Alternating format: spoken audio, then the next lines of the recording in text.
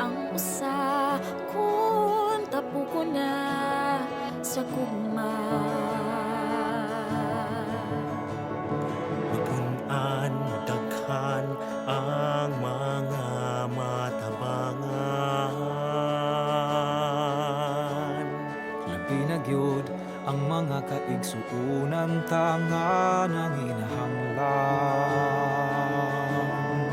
Kay ang paginambitay dili padagko ay gagmay laka nga tiunay ug kanunay. Dili lang balay ang ato ang ipanday. Dagkutan ta ang lamdag nga kaugmaon sa atong higala, nga higala sa niya.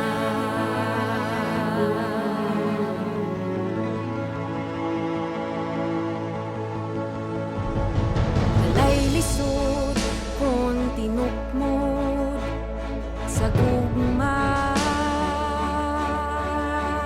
Ang pagpabarog sa kahimtang sa atong higala.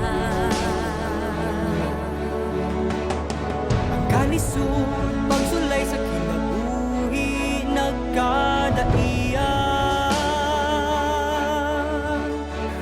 Mauna sa pagpakabala, di ta magiusap.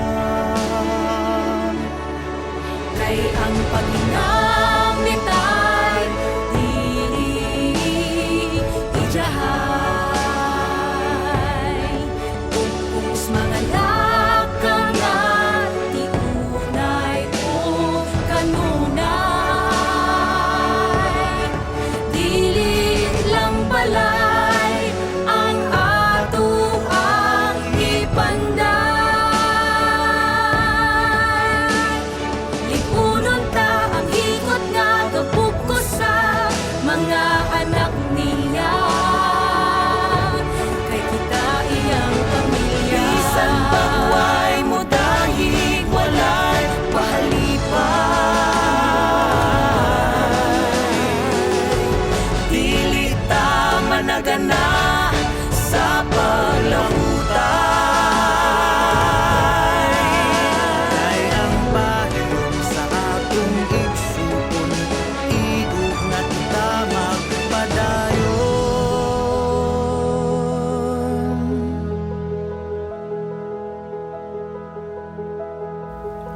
Kay ang paginambitay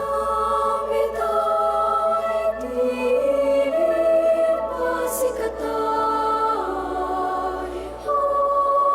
Iyong alaka nga tiunay ug kanunay. Dili lang balay ang ato ang ipanday.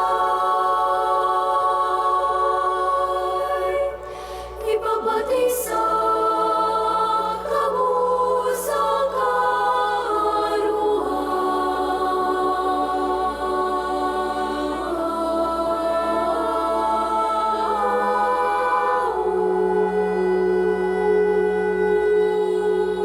Ang paginambitay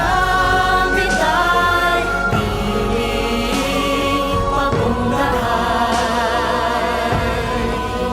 Yanong laka nga tiunay ug kanunay. Dili lang balay ang ato ang ipanday. Tukuron ta ang likong pamatud sa dakong gugmariya.